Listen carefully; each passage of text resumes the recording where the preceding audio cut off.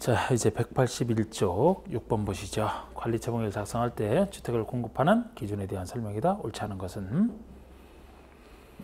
역시 1번에 1세대나 1인이 하나 이상의 주택이나 토지를 소유하면 1주택 공급하는 게 원칙이죠. 2번처럼 2인 이상의 1주택이나 1토지를 공유하면 1주택만 공급한다고요. 3번도 근로자수 등은 소유한 주택 수만큼 줄 수 있다는데 4번을 보시면 분양 대상 지역을 종전의 토지나 건축을 가격 범위 또는 종전의 면적 범위에서 3주택 줄 수 있다. 없습니다. 2주택을 줄 수 있고 그중 한 주택은 60 이하. 60 이하는 좋아요. 소형입니다. 근데 2주택이죠. 2주택. 위의 경우, 즉 위사의 경우 60제곱미터 이하로 공급받은 한 주택은 소유권 유효시 다음 날로부터 3년간 전매할 수 없다. 5번도 맞고요. 4번이 틀렸습니다. 7번 보시면 재건축 사업을 전제로 해서 재건축 사업에서 관리처분계획을 작성할 때 다음 경우에 조합이 갑에게 공급하시는 주택의 최대수는 몇 개냐. 갑은 재건축 정비구역의 주택을 5채 현재 소유하고 있어요. 부자죠. 정비구역은 수도권의 과밀억정구역에 위치하고 있으면서 투기과열지구는 해지는 곳이니까 투기과열지구 아닌 곳이죠. 그러면 과밀억정구역이면서 투기과열지구가 아닌 곳이니까 3주택이 한도가 되는 겁니다. 만약에 과밀억정구역이 아닌 곳이면 그때는 소유한 주택 수니까 5채가 되겠죠. 여기는 3번이 되는 겁니다. 그 다음에 8번 문제. 정비법상 과론에 들어갈 내용으로 틀린 것은 했는데 자, 이것이 바로 이 얘기예요. 우리가 관리처분계획 수립할 때 그 토지 등 소유자에게 종전의 토지 소유자에게 새로운 물건을 주지 않습니까? 그런데 그 투기를 막기 위해서 기준 시기를 정해놓고 여기서 기준 시기는 정비구역 지정고실이 돼. 정비구역 지정고실. 그 전에 정비구역 전에서 따로 정할 필요가 있으면 따로 정할 수 있는데 보통은 정비구역 지정고실을 기준으로 해서 이때 기준으로 해서 이날 이후에 소유자 수가 투기랑 관련해서 늘어났다. 소유자 수가 늘어났다라면은 그때는 늘어난 사람에게 주는 게 아니고 기준을 기준으로 물건 주겠다는 겁니다. 투기를 막으려고. 그래서 정비개발법에도 이렇게 비슷한 얘기 있는데 일정 기준을 이후에 소유자 수가 늘어났을 때 늘어난 사람에게 안 주고 기준을 기준으로 주겠다. 그런 취지가 돼요.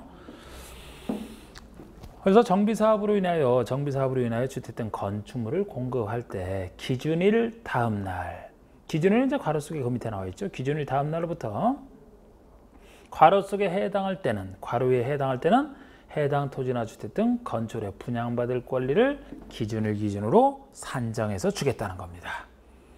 그럼 괄호 속 내용이 이제 그 소유자 수가 늘어나는 그 사유인데 거기에 들어갈 내용으로 틀린 것도 이거 묻고 있어요. 그래서 기준일이란 뭐 정비구역 고실 그 전에 따로 정한 날 이렇게 해놓고요. 그러면 1번에 한 필지의 토지가 수개 필지로 분할되는 것만큼 소유자 수가 늘어나죠. 투기할 때 많이 쓰는 겁니다. 이게 다가구가 다세대로 전환되면 단독에서 공동으로 전환이 됐으니까 그만큼 소유자 수가 늘어나겠죠. 3번에 나대지의 건물을 새로 건축하여 소유자 수가 증가됐다. 증가됐다고 딱 얘기해내. 4번은 수개 필지 토지가 한 필지 토지로 합병돼요. 토지 소유자가 감소하는 경우. 감소잖아. 감소. 분할이 되어야 그만큼 늘어나지. 합병이 되면은 그만큼 소유자가 줄어들고 소유자 수가 줄어들면 사업성이 좋아져서 시행자가 좋아합니다.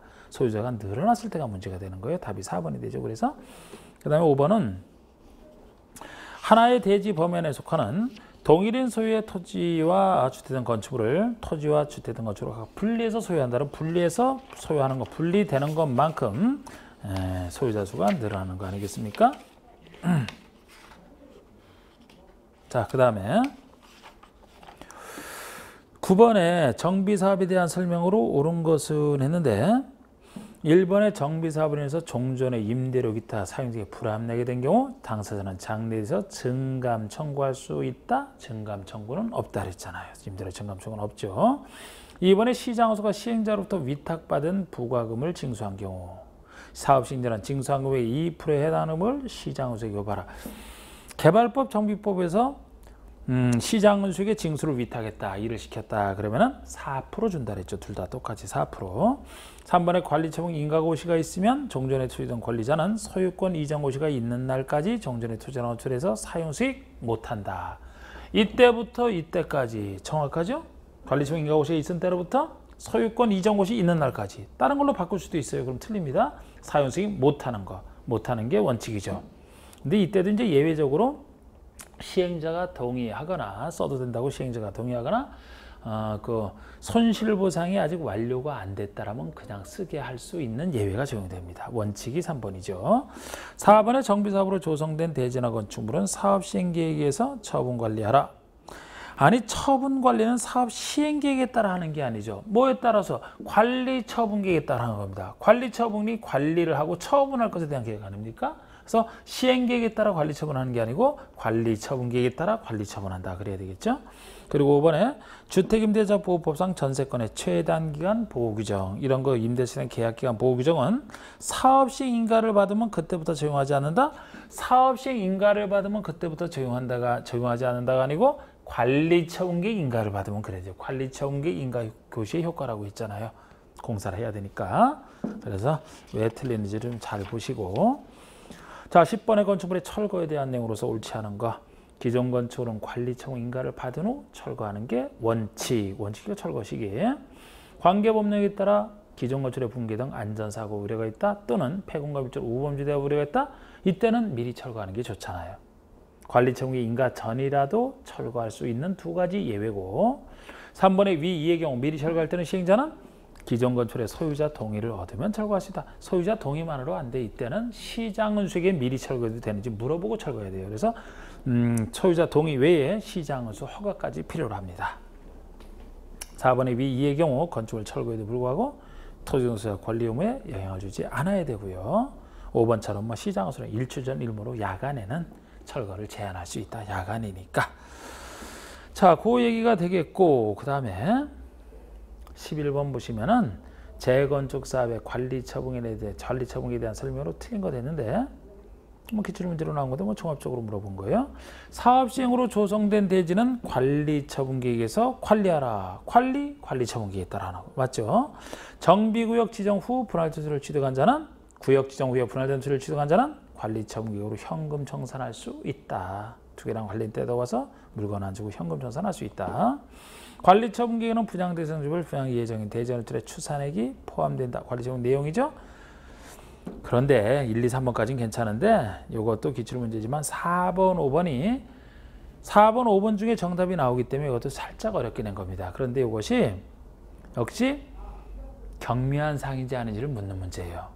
그런데 항상 지금 여기서 관리처분계획 변경에 대한 경면사항인데 원래 관리처분계획 변경한다면 수립과 같은 절차니까 관리처분계획은 아까 총회를 열어서 과반승인을 받는다 그랬죠. 과반승인을 받고 나서 시장은수의 인가를 받아야 관리처분계획 변경이 되는 겁니다. 그런데 경미한 변경은 경미하니까 그 의결 거치지 않고 시장은수에게 인가도 받지 않고 신고만으로 간단하게 끝나는 건데 그렇다고 해서 이 경미한 사항 내용을 일일이 알 수는 없다 그랬어요. 우리 워낙 할 게 많고 경미한 사항 같은 건 경미하기 때문에. 그런데 느낌 잡으면서 알 수 있다 그랬어요. 이것도 제가 환지할 때도 대충 한번 했던 건데 비슷한 취지거든요. 예를 들어 4번처럼 주택 분양에 대한 권리를 포기하는 토지등 소유자에게 임대주택을 공급함에 따라 관리처분을 변경한다. 지금 관리처분을 변경하는데 어떤 내용으로 변경하느냐. 주택 분양에 대한 권리가 있었어요.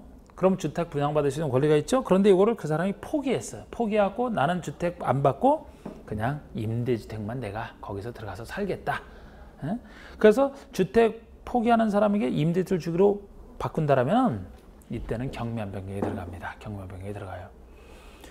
주택 처음에 안 받기로 했던 사람에게 나중에 주택 주는 쪽으로 바꾼다면 그런 새로운 주택을 건설해야 되기 때문에 시행적인 일이 가중이 되거든요. 그것은 경미한 게 아니죠. 그런데 반대처럼 지금처럼 원래 주택을 주기로 했다가 안 주기로 바꾸는 것은 일이 줄어들기 때문에 경미한 변경이 되는 겁니다. 마치 우리 환지에서는 환지를 받을 사람에게 받기로 했다가 그 사람에게 청산해 주기로 했다. 그랬을 때 경미한 변경 비슷한 얘기입니다. 이게. 그래서 경미한 변경이기 때문에 조합총회 의결을 거쳐야 된다가 틀린 거예요. 의결 없이 시장은수에게 신고만으로 간단하게 되는 겁니다. 경면사항이라. 5번이 관리처분계획 변경에 대해서 이해관계가 있는 토지공사 전원의 동의를 얻어서 변경한다. 이때도 이게 경미한 변경에 들어갑니다. 왜? 이해관계가 있는 자 전원의 동의를 얻었으니까.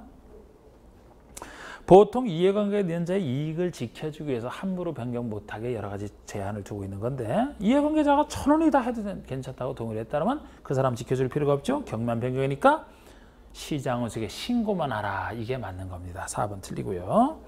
12번에 관리처분에 대한 설명으로 옳은 것을 했는데 이건 작년 문제인데 1번에 옳은 거 찾는 건데 도시환경 정비사업의 관리처분은 정비원의 지상권자에 대한 분양을 포함합니다. 크게 중요한 건 아니에요. 그런데 지상권자에 대한 분양은 제외입니다. 자, 우리 도시환경 정비사업에서 재건축이 아닌 한 토지동수자 개념에 지상권자가 들어가죠. 들어가지만 그건 지상권자 이익을 지켜주기 위해서 처음에 들어갔지만 그렇다고 물건 분양을 그 사람에게 하는 거는 지상권자는 소유자가 아니지 않습니까? 지금 여기서 분양할 때 얘기죠. 그럼 지상권자에 대한 분양은 제외하는 겁니다. 지상권자는 소유자가 아니기 때문에 분양받을 사람이 아니에요. 2번에 재건축사업의 관리처분의 기준은 조합원 전원의 동의를 받더라도 법령상 정해진 관리처분 기준과 달리 정할 수 없다. 전원이 동의를 해주면 그때는 달리 정할 수 있어요. 왜? 전원이 동의했으니까. 근데 이제 1, 2번은 사실 평상시에 그렇게 자주 하는 건 아니고 이때도 처음 나온 지문이지만 3번 같은 거 가지고 정답은 쉽게 찾을 수 있게 작년에 낸 거죠. 사업 시행자는 폐공과 밀집으로 우범지대와 우려가 있다라면은 기존 건축의 소유자 동의와 시장에서 허가를 얻어서 미리 철거할 수 있는 그 경우 아니겠습니까? 그래서 이건 당연히 3번이 맞는 거예요. 그리고 4번은 관리청계 인가고시가 있을 때는 종전의 토지의 임차권자는 시행자 동의를 받더라도 소유권 이전고시가 있은 날까지 종전의 토지를 사용할 수 없다. 시행자가 동의를 해줬기 때문에 원래 사용수익 못하지만 이때는 사용수익이 가능해지는 겁니다. 시행자 동의가 있거나 손실보상이 완료되지 아니한 경우는 쓸 수 있으니까요. 5번의 주거환경 관리사업의 사업 시행자는 관리처분에 따라 공용시설을 새로 설치해야 된다. 이것도 그냥 우습게 낸 건데 여러분 주거환경 관리사업에서는 주택 손대지 않기 때문에 관리처분에 따라 주는 방식이 유일하게 없는 사업이죠. 그러니까 관리처분에 따라 한다는 것 자체가 틀린 얘기예요. 이거는. 주거환경에서는 관리처분이 없지 않습니까? 그 다음에 157쪽의 권리정보시 1번. 다음은 정비사업의 공사가 완료된 경우에 준공인가 등과 관련된 설명이다. 옳지 않은 것은 1번. 시장은수가 아닌 시행자는 정비사업에 대한 공사를 완료하면 시장은수의 준공인가. 정비부서는 시장은수 준공인가인데 시장은수가 아닌 시행자니까 받겠죠. 만약에 시장은수라면 자기가 자기 준공인가는 안 받고 공사 완료 고시만 하잖아요. 2번의 시장은수는 정비사업이 인가받은 사업 시행 계획대로 완료되어 있다고 인정하는 때는 준공인가를 시장은수가 하고 준공가 통과했으면 공사 완료를 지자체 공부에 고시, 이게 공사 완료 고시가 되겠죠. 3번의 시장은수는 직접 시행하는 정비사업. 시장은수가 만약에 직접 시행을 했다. 시행자죠. 그러면 공사를 완료한 때는 완료를 공부에 고시하라. 이게 공사 완료 고시만 하면 돼요. 자기가 자기 준공인가는 안 받기 때문에. 이게 1번과 3번의 차이죠. 4번에 시행자가 아닌 시장은수는 사업 시행자가 아닌 시장은수는 준공인가를 하기 전에는 사업 입주 예정자가 완공된 건축을 사용할 것을 시행자에 대해서 허가할 수 없다. 미리 허가할 수 있습니다. 이건 개발법이나 정비법 마찬가지예요. 보통은 공사 다 끝나고 준공인가를 받고 나서 쓰는 게 보통 아닙니까? 그런데 준공인가 전이라도 사용하는데 지장이 없다. 이런 사유가 있으면은 미리 사용할 것을 시행자에게 허가할 수 있다는 거예요. 준공인가 전이라도. 그래서 틀린 겁니다. 있다. 5번의 시장은수가 시행자인 경우는 허가를 받지 않고 예정자가 완공된 건축을 사용하게 할 수 있다. 시장은수가 스스로 시행하면 본인이 시행했으니까 예정자에게는 사용하게 할 수 있죠. 허가 없이. 본인에게 허가를 내주겠습니까? 그죠? 그래서 틀린 것은 4번만이고. 우리 2번도 작년 문제지만 쉽게 우리가 볼 수 있는 문제예요. 사업 시행 인가를 받은 정비사업의 공사 완료에 따른 조치 등에 대한 다음 절차를 진행 순서에 따라 옳게 나열한 것은 순서. 기업번의 준공인가, 니은번의 관리처분에서 정한 분양받을 적의 통지, 토지의 분할, 소유권 이전 고시. 당연히 이들 중에서는 준공인가가 먼저 나와야 되겠죠. 준공인가 후에 공사 완료 고시가 있어야 다 끝나죠. 다 끝난 다음에 그 다음에 측량하는데 여기 나와 있지 않잖아. 끝난 다음에 확정 측량하고 측량하는 이유가 측량된 결과에 따라 수를 분할하는 거 아닙니까? 그러면 기업번 다음에 여기 중에서는 토지 분할이 나오지. 토지를 분할했어요. 토지를 분할해서 그 다음에 줄 거 주잖아. 주는 게 바로 니은번이에요. 분할된 결과에 따라 이제 관리채무에서 정화상을 분양받을 자에게 통지하고 그리고 나서 그 사실을 고시하는 게 니을번의 소유권 이전 고시가 되잖아요. 나온 것 중에서는 순서가 기역, 디귿, 니은, 니을이 될 수밖에 없습니다. 1번이죠.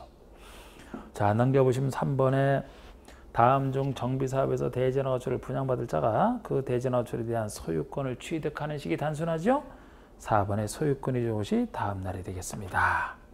4번은 대전화가초를 분양받을 자에게 소유권을 이전한 경우 종전의 투전화가초에 설정된 권리는 소유권을 이전받은 대전화가초에 설정된 것으로 본다. 다음 권리 중 설정된 것으로 보는 것이 아닌 권리는 즉 넘어가는 것으로 본다. 여기 보는 것이 아닌 권리 제가 이렇게 적어놨던 그러면 바로 1번이 지역권이 있네요.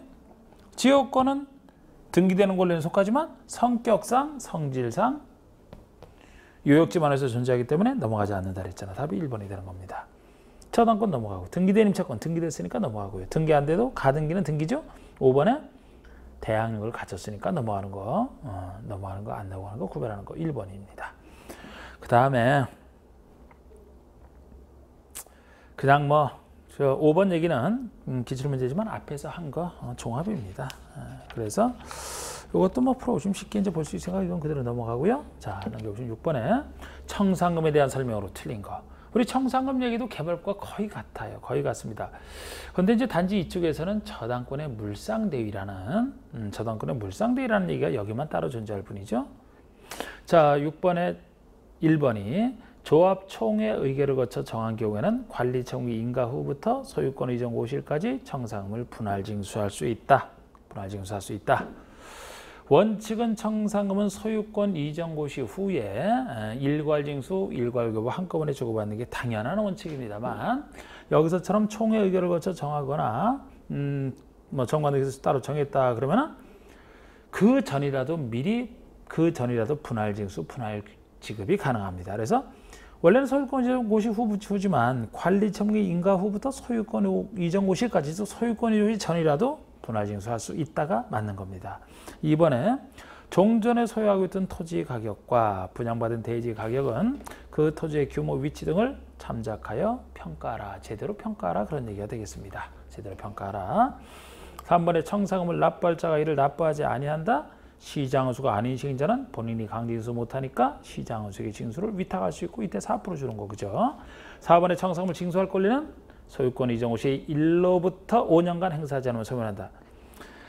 5년 소멸시효는 개발법 적용이 똑같거든요. 그런데 여기는 뭐를 틀리게 했냐면은 소유권 이전 고시 1로부터 소유권 이전 고시 다음 날로부터 5년이잖아요. 소멸시효는 권리를 행사할 수 있는 때로부터 진행하기 때문에 소유권 이전 고시 다음 날 소유권이 넘어갈 때 동시에 행사할 수 있지 않습니까? 그래서 소유권 이전 고시 다음 날로부터 5년 해야 돼요. 이게 개발법이랑 환지 처분 공고 다음 날로부터 5년 그렇게 됐겠죠. 그래서 이게 틀렸고 이건 조금 좀 치사하게 틀리게 된 거죠. 그죠? 하루 차이로. 5번에 정비사업의 사업시행지역 안에 있는 건축물의 저당권을 설정한 권리자는 저당권자는 그 건축물의 소유자가 지급받을 청산금에 대해서 청산금을 지급하기 전에 압류를 해서 저당권을 행사할 수 있다. 이게 이제 정비법안 나오는 저당권의 물상대위 청산금에 대해서 행사할 수 있는 그 얘기 아닙니까? 맞죠. 그 다음에 7번에 정비부상 이전 고시 후 등기, 사후질서로 등기에 대한 설명이다. 옳은 것은 이것도 개발법과 거의 같습니다. 단지 이제 정비법에서는 개발법보다는 좀 더 독하게 좀 급하게 돼 있다 그런 느낌으로. 그래서 개발법이나 정비법이나 다 시행자 혼자 단독으로 한꺼번에 일괄 신청, 등기성, 강제주의 시행되는 건 다 똑같아요. 그런데 시기가 개발법에서는 환지 처분 공고 후 14일 내, 정비법에서는 소유권 이전 고시 후 지체 없이 이렇게 좀 더 급하게 돼 있죠. 그리고 중간에 다른 등기 못하는 거 똑같은데 개발법에서는 중간에 다른 등기 할 수 있는 예외가 있는데 정비법에서는 다른 등기 아예 예외 없이 못하는 좀 더 독하게 돼 있는 1번의 시행자와 등기를 받을 자가 공동으로 신청한다? 단독 신청입니다. 시행자 단독 신청이에요. 2번의 시행자는 등기를 신청할 수 있다? 할 수 있다 하는 거 강제주의 신청해야 됩니다. 3번에 이전의 고시가 있을 때 지체 없이 신청하라. 이게 맞죠. 14일에 해놓고 지체 없이 급하게. 4번에 정비사업에 대해서 공사완료 고시가 있은 때로부터 실제 이전 고시에 대한 등기가 있을 때까지 저당권 등의 다른 등기는 하지 못한다. 지금 이것도 중간에 다른 등기 못하는 건 맞는데 다른 등기 못하는 시기가 틀렸어요. 공사완료 고시가 있은 때로부터 소유권 이전 고시가 있은 때로부터 해야 되지. 공사완료 고시가 있는 때가 아니고 소유권 이전 고시가 있은 때로부터 이제 등기 신청을 해야 되기 때문에 그 소유권 이전 고시가 있은 때로부터 실제 등기가 있을 때까지 이래야 돼요. 앞부분이 틀렸습니다. 이거는. 그 다음에 5번 등기 신청인이 확정일 받은 서류에서 이전 고시가 있은 날 이전에 등기 원인이 생긴 것임을 증명한 경우는 다른 등기할 수 있다. 이런 게 개발법은 있지만 정비법은 중간에 다른 등기할 수 있는 예외가 없다라는 점에서 지금 옳은 거 찾는 것이라 3번만 옳고 나머지는 다 틀린 얘기가 되겠습니다. 그리고 자 이제 건축법 들어가면 건축에서 좀 더 이제 기술적인 법 아닙니까? 우리 건축법에서 바로 내용 바로 들어가면 돼. 이제 적용 대상부터. 자 195쪽에 보시면 건축상 용어에 대한 설명 중 옳은 것은 했는데 건축물이란 토지에 정착하는 공작물 중에서 지붕과 기둥 그리고 벽 그리고가 틀렸죠. 또는 돼야 돼. 우리가 건축의 3요소가 지붕과 기둥 벽인데 두 가지만 있어도 건축물로서 건축법 적용받잖아요. 지붕과 기둥만 있어도 지붕과 벽만 있어도 그래서 지붕은 있어야 돼. 지붕과 기둥 또는 아닙니까? 그리고 이에 딸린 시설물까지 그래서 그리고가 틀렸고요. 2번에 따라서 토지에 정착하지 아니하는 지하나 고가의 공작물을 설치하는 사무소, 공인장, 전부, 차고, 창고 등 건축물이 아니다. 이것도 건축물에 들어갑니다. 꼭 정착하고 있어야만 되는 거 아니에요. 1번처럼 2번처럼 정착하지 않더라도 지하나 고가의 공작물이고 건축물로 들어갑니다. 3번의 대지는 원칙적으로 공간법에 의해서 각 필지로 구획된 토지 이게 건축법상 대지 개념 맞아요. 각 필지로 구획된 토지 지목에 상관없습니다. 우리 건축법에서는 건축 기준을 정해서 대지가 뭔지 특정을 해야 되는데 이게 이제 공간법에 따라서 각 필지로 구획된 토지를 1필지라고 하죠. 1필지가 1대지가 된다는 거 아닙니까? 그러므로 공간법에 의한 대지 개념 뒤가 틀렸어요. 공간법상 28개 지목 중에 하나인 대지 개념과는 전혀 다른 개념이에요. 그냥 무조건 지목에 상관없이 앞부분만 맞아요. 4번에 건축의 벽 중에는 모든 벽이 주요 구조가 되는 것이 아니며 내력벽만이 주요 구조가 된다. 그럼 이게 맞죠. 그래서 주요 구조부 개념이라는 것은 주요 구조부 개념 이것도 용어에서 많이 나왔던 건데 건축물의 중요한 구조를 이런 부분 아닙니까? 주로 이제 요걸 알아야 나중에 이제 대수선에 이게 주로 쓰이니까. 그럼 우리가 건축의 이제 3계층을 이렇게 대충 그렸을 때 이 안에 주요 구조는 다 들어가 있어요. 건축의 3요소랑 관련된 걸 먼저 생각을 할 수 있어야 되죠. 지붕, 틀. 지붕에서는 틀이 들어가야 돼. 지붕, 틀. 전체가 아니고. 그 다음에 기둥이죠. 기둥. 건축의 3요소 먼저 생각한다 그랬어요. 벽 중에서는 내력벽이에요. 내력벽. 그냥 벽이 아니고 내력벽이 들어갑니다. 견딜 내자 힘력자. 건축의 무게를 하중을 견디는 벽 정도가 돼야 함부로 뜯어서는 안 될 주요 구조부지. 칸막이용처럼 뭐 건축의 무게랑 전혀 관련 없는 것은 건축물 안전에 문제가 없잖아요. 요 3개. 그리고 어느 건축이나 바닥 없는 게 없잖아요. 1층짜리도 바닥은 있습니다. 그래서 바닥도 함부로 손대서는 안 될 주요 구조부고요. 바닥에선 바닥을 항상 무너지지 않게 수평적으로 지탱하는 것이 보가 있잖아. 보. 대들보도 보의 한 종류고 바닥을 무너지지 않게 받치는 게 보. 이것도 주요 구조고요. 그 다음에 오르락내리락 하는 게 필요하죠. 주계단입니다. 옥외계단 이런 거 말고 그냥 주계단이에요. 주계단. 그래서 이 6가지가 주요 구조가 될 수밖에 없는 거예요. 그래서 뭐 작은 사이사이에 있는 기둥 최하층 바닥 땅과 맞닿아지니까 무너지지 않아. 작은 뭐 옥외계단 이런 거 차양 다 빠집니다. 이런 건 요 6가지. 그 이대로가 맞잖아. 4번에. 바닥은 주요 구조에 분류된다. 따라서 최하층 바닥도 뒤가 틀렸죠. 최하층 바닥은 주요 구조에서 빠집니다. 2번에 건축물의 주요 구조에 해당하지 않는 것만을 모두 고른 거죠. 작년 문제. 지붕, 틀, 주요 구조부, 주계단, 주요 구조부, 사익기둥 아니죠. 최하층 바닥 아니죠. 디귿리얼. 그러니까 작년 문제 중에서 항상 하는 얘기지만 쉬운 문제는 확실하게 틀리면 안 돼요. 쉬운 문제는 무조건 맞춰주고 어려운 부분 중에서는 틀려도 상관없어요. 공부 어느 정도만 하면 대부분이 다 항상 맞을 수 있는 합격할 수 있는 그런 점수가 나옵니다. 그래서 근데 자꾸 어렵게 생각을 해서 세밀한 뭔가 자꾸 하다 보면 오히려 더 못해요. 아까 보세요. 27회 문제지만 그런 걸 틀리면 절대 안 되지. 그런 건 맞출 건 맞춰주고 어려운 부분 중에선 맞추면 좋고 틀려면 틀려도 뭐 큰. 자, 3번에 건축물의 바닥이 지표면 아래에 있는 층으로서 건축물 소한 지하층에 해당하지 않는 것. 이것도 기출문제인데 항상 지하층은 이렇게 따지지 않습니까? 한 개층만 그렸을 때 예를 들어서 건축물의 그 바닥이 지표면 아래에 있는 것으로서 바닥으로부터 지표면까지의 평균 높이, 지표면까지의 고저차가 다르다라면 이제 평균 높이로 따지죠. 지표면까지 평균 높이가 어디랑 비교하느냐? 한 개층의 층 높이랑 비교해서 한 개층의 층 높이의 2분의 1과 비교하죠. 층 높이 2분의 1 이 높이랑 비교를 해서 이 평균 높이가 2분의 1 이상이다, 크거나 같다까지 포함하죠. 그러면 지하층이 된다는 겁니다. 이렇게 따지는 것이라 항상 평균 높이 주어진 거에다 층 높이의 2분의 1을 계산해서 그것보다 이상이면 지하층이 되는. 그래서 1번의 해당 층 높이가 3m인 경우에 바닥에서 지표면까지 평균 높이가 2m 이상이면 자, 우리 해당 층 높이가 3m죠. 요것의 2분의 1이면 1.5가 돼요. 이렇게 구해놓은 상태에서 1.5인데 평균 높이가 2m 이상이면 어떤 경우라도 지하층이 될 수밖에 없죠. 2분의 1 이상이잖아. 자, 그러면 2번은 해당 층의 높이가 4m예요. 그럼 요것의 2분의 1은 2m죠. 그런데 평균 높이가 2m 미만이면 그 2분의 1보다 항상 미만이 되네요. 이상이 돼야 2분의 1 이상이 돼야 지하층이라니까요. 그러면 2번은 지상층이 될 수밖에 없잖아. 그래서 다 그런 식으로 따져보면 나요. 답은 2번이 되는 것이고 4번의 건축상 용어에 관련된 설명으로 틀린 거 되는데 건축이란 건축물을 신축, 중축, 개축, 재축, 이전 5가지 개념이 건축의 유명한 얘기죠. 고층이란 큰 것은 A 또는 B의 형태인데 30층 이상이거나 또는 높이가 120m 이상 이거 맞습니다. 우리 고층 건축물은 숫자를 뭐 고3 해서 저는 고3 그러거든요. 고생하는 고3. 그래서 고층이면은 30층 이상. 요걸 기억하셨으면 건축법에서는 한 개층 높이를 4m로 보기 때문에 30층 이상이 되든지 아니면 30층이 안 돼도 높이가 곱하기 4에서 120m 이상 둘 중에 하나 고층 맞습니다.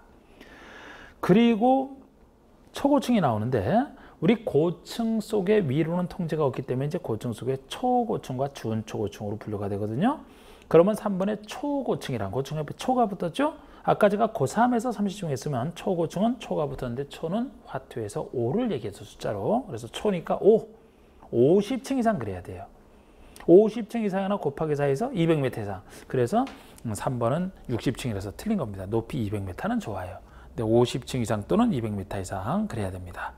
4번의 준초고층은 고층 중에서 초고층이 아닌 나머지를 준초고층이라는 거 맞고요. 대수선은 건축의 외부 형태에 대한 변경도 일부 포함한다. 주로 대수선은 주요 구조부 손대는 것이지만 주요 구조가 아닌 외부 형태 변경도 포함되는 경우 있습니다. 미관직에서는 외부 형태 변경, 담장 변경이 대수선 아니겠습니까? 5번 역시 건축법상 용어에 관련된 설명으로 틀린 것은 했는데 부속 건축물이란 주된 건축과 분리된 부속 용도의 건축물로서 주된 건축과 다른 대지에 건축된 건축. 자, 우리 부속 건축은 민법으로 따지면 이제 주물에 대한 종물 개념과 비슷한 거예요. 그래서 주된 건축과 분리된 부속 용도의 건축물, 분리된 별도의 건축물 맞고 용도가 부속도 맞아요. 그런데 주된 건축과 다른 대지 이게 틀렸어요. 주된 건축과 같은 대지에 있으면서 다른 대지는 별개 건축물이죠. 주된 건축과 같은 대지에 있으면서 분리되어 있으면서 용도가 부속 용도라는 거예요. 그리고 앞으로 부속 건축물이 나오면 독자적 의미 없으니까 주된 건축물 기준으로 판단하시면 됩니다. 부속 건축물이 나오면 주된 건축물 기준으로.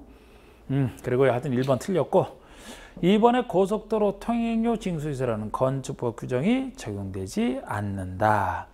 자, 우리 건축물에는 건축법이 적용됩니다만 건축법 적용 안 되는 거 기억하셔야 되잖아요. 문화재보호법에 지정, 가지정 문화재는 문화재보호법 적용을 받아야 되던 건축법에서 떠나는 거 지정, 가지정 문화재. 그리고 나머지 4가지는 대지를 특정할 수 없어서 건축법 적용 안 하는 게 있습니다.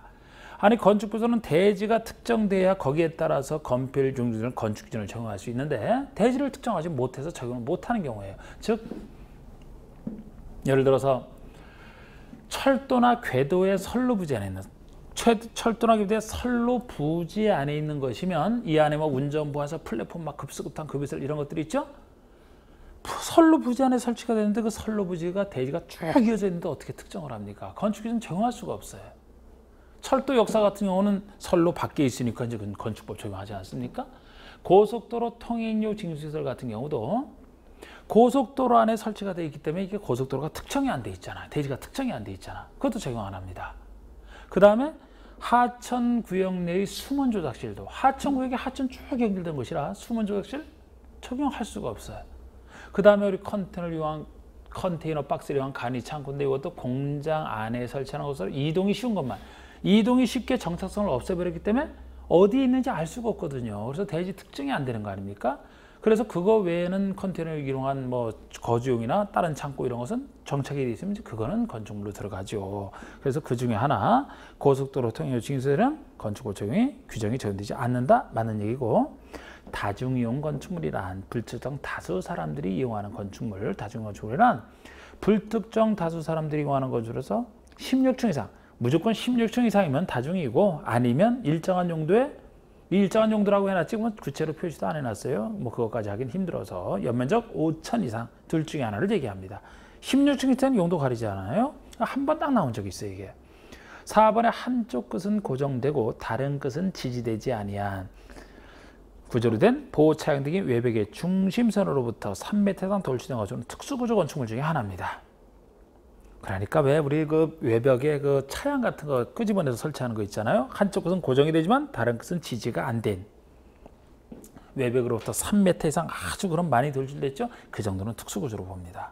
또 5번에 기둥과 기둥 사이 거리 경관거리라고 하는데 기둥과 기둥 사이 거리가 20m 이상인 건축물도 특수구조 건축물에 해당돼요. 그래서 아직 4번, 5번은 뭐 낸 적은 없습니다만 3번도 한 번 냈을 뿐이에요. 지금까지. 한번 요것도 한번 해봤고 6번의 건축법상 건축법에 모두 적용되지 않는 건축물 이게 좀 전에 제가 얘기한 모두 적용 안 되는 그런 건축물 5가지 그게 아닌 거 이거는 뭐 여러 번 그전부터 나왔었죠. 최근에도 나왔지만 문화재 보호부들은 지정 문화재 지정이나 가지정까지도 적용 안 됩니다. 그 다음에 철도의 선로 부지 안에 있는 철도 선로의 위나 아래 선로 부지 안에 있으니까 대지 특정이 안 돼서 고속도로 통행료 아까 봤고 지역자치센터 이게 답이죠. 이거는 보통 대지에 들어가서는 거잖아.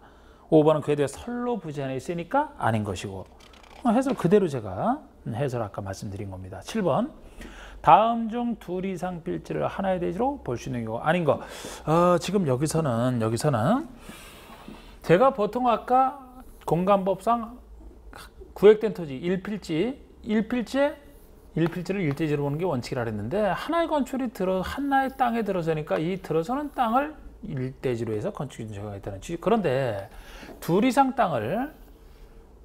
땅이지만 전체를 1대지로 보아서 건축기준 적용하는 예외가 있어요. 이거는 하나의 건축물이 둘 이상 필지에 건축되니까 이런 논리로 보시면 돼요. 아까는 하나의 건축이 하나의 땅에 들어서니까 들어서는 땅을 이거는 여러 땅에 걸쳐서 들어선다?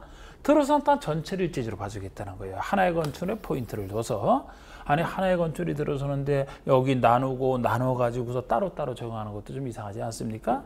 들어서는 땅 전체를 1대지로 봐서 적용을 해야 오히려 합리적으로 이 땅을 이용할 수가 있어요. 또 하나는 이것과 구별하시는 게 하나 이상 필지의 일부를 1대지로 보는 경우가 있거든요. 이거는 이 건물이 전체에 들어서는 게 아니고 이 일부에만 들어서니까 들어서는 이 땅만 1대지로 봐줘야 되지 않겠습니까? 그래서 이 둘을 구별하는 건데 이 원리 갖고 하는 거예요.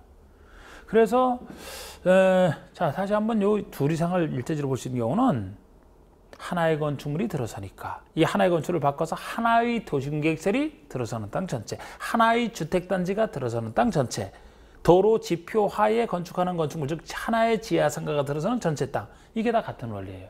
그리고 나머지 두 가지가 걸쳐 짓는 건 아니지만 이 두 땅이 우리 공간법상 합병이 불가능한 땅이라면 우리 공간법에서 여러분들 공간법에서 배우실 때 그쪽에서 도면 축척이 다르면 두 땅의 도면 축척이 다르면 지번 부여 지역이 다르면 서로 인접하고 있지만 집안이 연속되지 않으면 합병이 불가능하죠. 합병이 불가능한데 이걸 한 사람이 이용할 수 있다면 전체를 1대지로 봐줄 수 있다는 거예요. 걸쳐지지 않고 어느 한 곳에 짓더라도.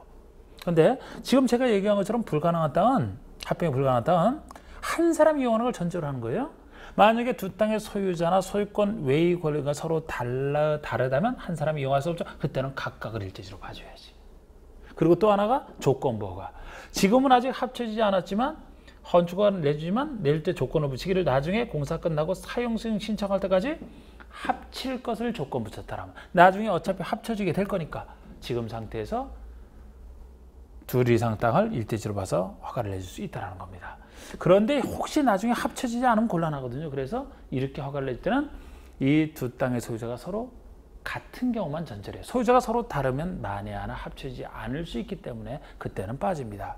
그리고 여기서 일부를 일대지로 보는 경우는 제가 아까 얘기했듯이 그 일부에 대해서 일부만 건축이 들어서질 땅이니까 예를 들어 일부에 대해서 국계법상 개발행위 허가를 받았다. 전체가 아니고 일부만 받았으면 일부만 지을 수 있잖아요. 이 일부에 대해서 농지 전용 허가, 산지 전용 허가를 받았다. 전용 허가 받은 이 일부분만 지을 수 있으니까. 일부에 대해서 도중계획세율이 들어선다. 이 땅만. 이게 딱 네 가지가 같은 원리입니다. 그리고 조건부가 나중에 사용승인 신청할 때까지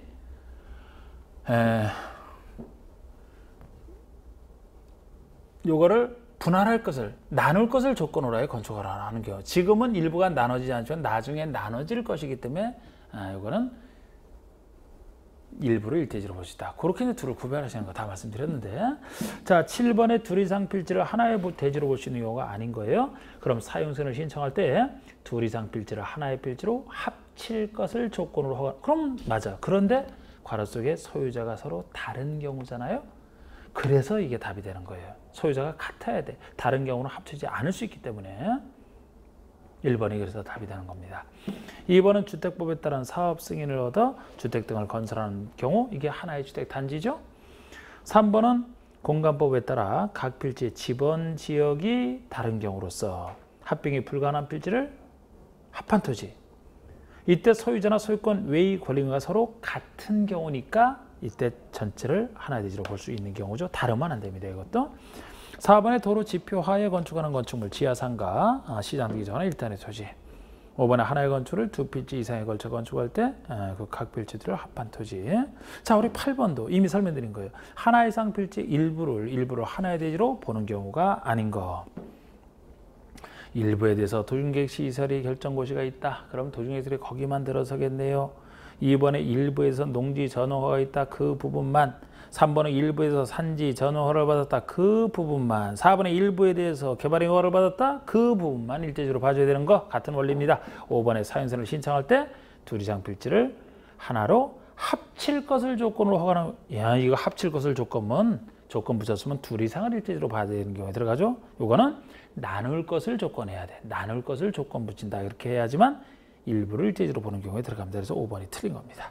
9번에 건축법령상 자치시 자치되다 시장소구청에 신고하고 축조해야 되는 공작물에 해당하는 거. 신고 대상인 공작물이죠. 신고 대상인 공작물.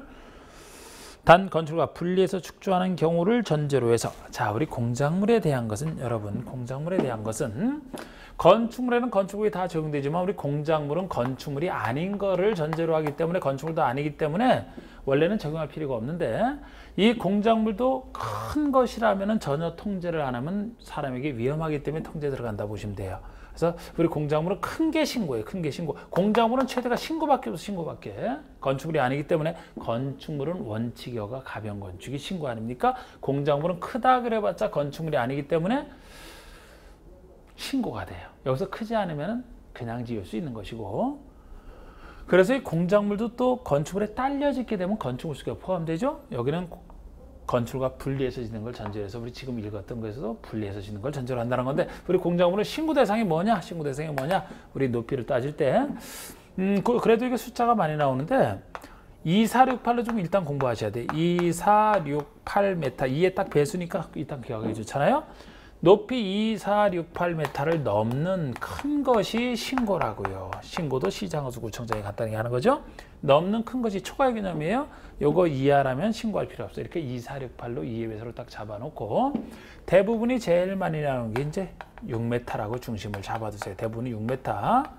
그래서 뭐 제가 요거 아닌 다른 걸 기억하시고 나머지가 대부분이니까, 다른 것 중에서 2m는 상식적으로 담장이나 옹벽이 2m 넘는 게 신고대상. 우리 보통 담장이라면 우리 키보다 살짝 높은 게 보통의 담장 아닙니까?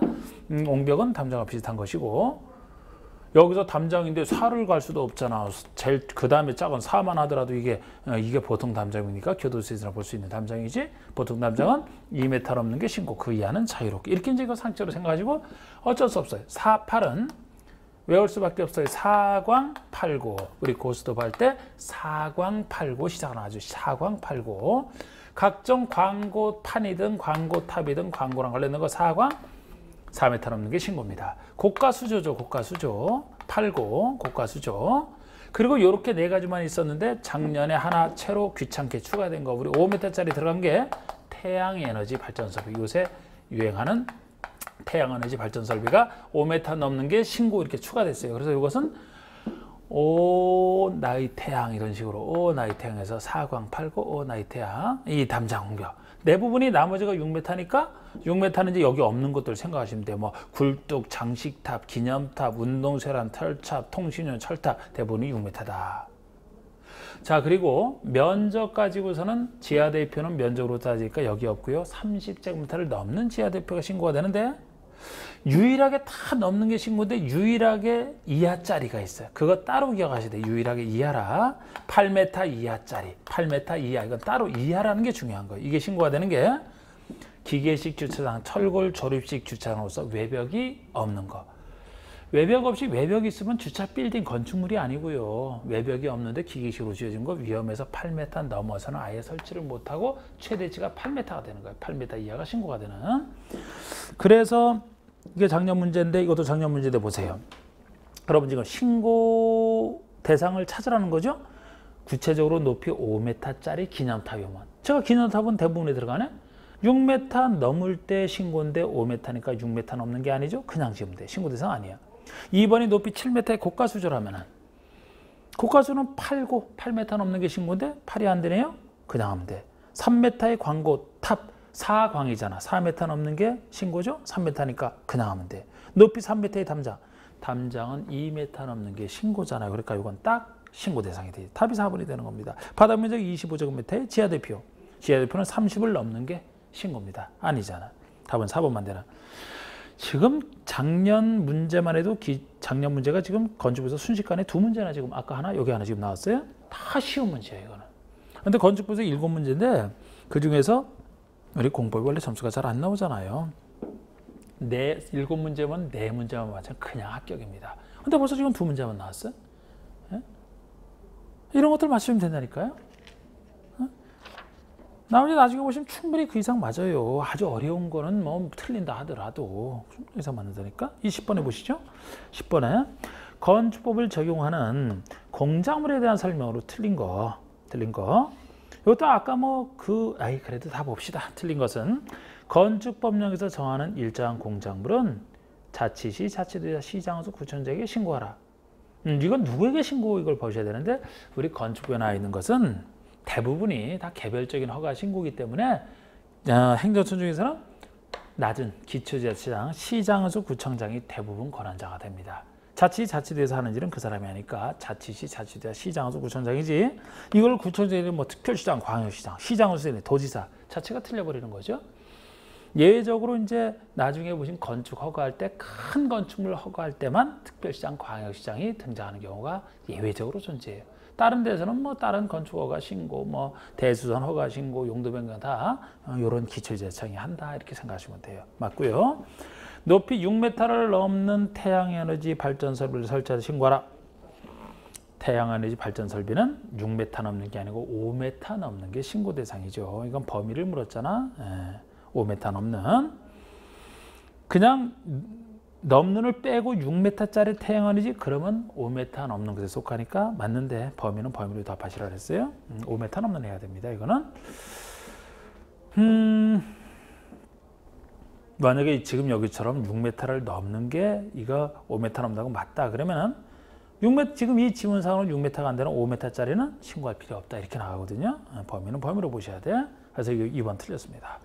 3번에 높이 6m를 넘는 통신용 철탑, 통신용 철탑 대부분의 6m에 들어가죠. 주상에 설치하는 경우 신고 맞습니다. 4번에 8m 이하, 이건 이하라는 게 특이하잖아. 8m의 기계식 주차장, 철골, 조리식 주차장에서 외벽이 없는 것을 시행할 때는 신고하라. 5번에 건축물에 딸린 높이 2m를 넘는 담장을 설치할 때는 신고할 필요 없다. 담장은 2m 넘는 게 신고인데 왜 이건 신고할 필요가 없냐면 건축물에 딸려 있다라는 말 때문에 그렇습니다. 건축물에 딸려 있다라면은 딸린 시설물은 건축물 자체에 포함되기 때문에 이 담장을 별도로 신고할 필요 없는 거예요. 여기 공작물은 건축물이 아닌 걸 전제로 한다 그랬잖아요. 아닌 걸 전제로 한다. 자, 11번에 건축법상 건축개념 설명으로 타당하지 못한 거. 우리 건축개념이라는 신축, 중축, 개축, 재축 이전은 너무 기초적인 거죠. 꼭 알아야 되는 거 아닙니까? 나오는 대로 보겠습니다. 우리 신축이란 건축물이 없는 땅에 새로 짓는 게 신축. 맞죠? 증축은 신축과 달리 기존 건축물이 있는 상태에서 건축물의 건축 면적, 연면적 또는 높이 아무거나 증가, 늘어지면 늘리는 것이 증축이 되겠습니다. 있는 산 늘리는 거. 그 다음에 개축, 재축. 자, 우리 개축은 기존 건축물의 전부 내부를 철거하고 이렇게 사람이 인위적으로 철거하고 그 종종과 같은 규모에서 짓는 것을 개축이라고 하죠. 고칠 개자, 철거는 개축과 연결됩니다. 근데 지금 여기서 전부나 우리 개축에서는 전부나 일부 철거도 들어가요. 아까 주요구조를 했는데 우리 그 개축과 재축 개념에서 원래 개축과 재축이라면 기존 건축물이 있는데 이건 사람이 철거했을 때, 이건 자연재해로 멸실 때 쓰는 개념이죠. 둘 다 이제 새 건물이 종전 범위 내에서 짓는다는 거, 이게 둘의 공통점이고 이거를 넘었으면은 시축이 된다는 건데, 이 철거 개념에는 보통 전부 철거를 얘기하죠. 전부 철거를 얘기하는데 멸실은 전부 멸실만 얘기하거든요. 그런데 철거에는 일부 철거도 들어가는 게 특이합니다. 여기 일부 철거라는 것이 원래 일부 철거라면은 전부 철거가 아니라면 철거가 되는 게 아니기 때문에 기존 건축물이 있는 상태가 돼버리거든요. 그런데 여기 일부 철거라면 전부 철거는 아니지만 전부 철거나 다름없을 정도로 엄청난 철거가 됐을 때야 일부 철거라고 봅니다. 그래서 이걸 따질 때 아까 주요구조 6가지 중에서 더욱 중요하고 4가지를 뽑고 그 중에서 3곳 이상 철거될 때 이 정도가 되게 일부 철거예요. 정확히 보셔야 되거나. 그러면 주요구조 중에서 건축물의 3요소에 관련된 것부터 먼저 꼽아야 되죠. 지붕, 틀, 기둥, 내력벽 이렇게 3요소에다가 하나만 더 찾으면 보라고 보시면 돼. 보가 없으면 수평적인 거, 보가 없으면 바닥 무너지고 바닥 없으면 주계단이 필요가 없죠. 그래서 지붕, 틀, 기둥, 내력벽, 보 이 4가지 중에 동시에 3곳 이상이 철거될 정도가 돼야 일부 철거라고 합니다. 이 정도가 안 되면 기존 건축물을 있는 상태로 봐주셔야 돼. 있는 상태로. 자, 그런데 우리가 건축물이 있는데 이 중에서 셋만 철거한다 생각을 해봐요. 그거는 일부지만 전부 철거나 다름없을 철거지. 근데 여기서 하나만 철거했다, 둘만 철거했다. 그러면 기존 건축물이 있는 상태가 되는 겁니다. 그리고 종전 범위 내니까 개축을 넘어서면 신축이 된다 그랬어요. 자, 우리 멸실은 이왕 여기서 말씀드린 거 멸실은 전부 멸실을 얘기합니다. 여기서는 일부 멸실이면 기존 건축물이 있는 상태가 돼버려요. 전부 멸실은 사실 종전 범위 내에서 짓는 건데 아예 모든 것이 종전 범위 내면 당연히 재축이지만 일부는 넘어서더라도 재축이 되는 경우가 있는데 일부가 넘었을 때 될 때는 연면적 합계는 종전범위를 넘어서면 안 돼. 절대 연면적은 넘어서면 안 되는데 동수, 충수, 높이 중에 어느 것 하나만, 둘도 안 돼, 어느 것 하나만 법령에 적합한 부분에서 종전범위를 초과하더라도 재축이 됩니다. 정확히 보셔야 돼. 그렇지 않은 나머지가 이제 넘는 게 신축이 되는 것이고요. 우리 이전이라는 것은 그림상으로 기존 건축물이 있는 상태에서 그대로 위치를 다른 위치로 바꾸는 걸 얘기합니다. 그래서 이전이 되기 위해서는 2가지 요소를 갖춰야 돼요. 그대로 옮긴다 그랬죠? 주요 구조를 해체하지 않고, 주요 구조를 해체하면 안 돼. 주요 구조를 해체하지 않고 또 하나의 조건은 같은 대지에서, 이게 조건입니다. 같은 대지에서 만약에 인접대지로 가면 이전이 아니에요. 인접대지로 옮겨간다면 건축물 없는 땅에 가면 신축이 되고 있는 땅에 가면 증축이 되기 때문에 주요 구조를 해체하지 않고 같은 대지에서 위치만 다른 위치로 바뀐 게 이전이 되겠습니다. 그래서 지금 일단 3번 말씀드렸고 4번에 건축물이 천재지변 재해에서 멸실된 경우에 그 대지 안에 연면적 합계는 종전규모 있자 멸실이에요. 연면적 합계는 종전규모 이하이지만 층수를 법령에 적합한 범위 내에서 종전규모가 초과하여 추정하고 재축이 아니고 신축이다. 이게 재축이 되는 겁니다. 동수, 충수, 높이 중에 어느 것 하나 중에 해당되죠. 충수니까. 5번에 이전은 주유를 해체하지 않고 같은 대지. 이 둘 중에 하나 바뀌면 틀려요. 다른 위치로 옮기는 거 맞습니다. 12번에 건축 개념의 설명으로 타당한 것을 했는데 부속 건축물만 있는 대지에 주된 건축을 축조하면 증축, 신축이 돼요. 부속 건축물만 있는 대지라면은 제가 주된 건축물로 판단하셔야 하잖아요. 부속 건축물은 부속 건축물만 있다는 얘기는 주된 건축물이 없는 땅에 주된 건축물이 새로 들어서니까 신축이 되는 겁니다. 만약에 반대로 주된 건축물이 있는 상태에서 부속 건축물이 들어가면 그때는 증축이 되는 거예요. 이번에 개축에 해당하는 일부 철거란 내력벽, 기둥, 바닥, 지붕, 틀 중 셋 이상의 철거된 경우 뭔가 이상하죠? 내력벽, 기둥, 지붕, 틀은 맞는데 바닥 대신에 보가 들어가야 되죠. 넷 중에 셋 이상. 종전의 건축물이 5층인데 재해로 멸실된 상태에서 3층 규모로 지었다면 재축이다. 종전 범위 내에서 지었네요. 멸실, 재축이죠. 그러면 맞습니다. 4번의 건축물의 주요 구조를 해체하지 않고 인접한 다른 대지 안에 다른 위치로 옮기면 이전. 인접한 대지가 틀렸죠. 같은 대지가 전제가 돼야 돼요. 신축에 있어서 건축물이 없는 대지는 기존 건축물이 철거나 멸실된 경우는 포함되지 않는다. 기존의 철거나 멸실된 경우를 포함하기 때문에 개축, 재축에 해당하지 않는 것이 신축이 되는 겁니다. 자, 잠시 쉬었다가 하겠습니다.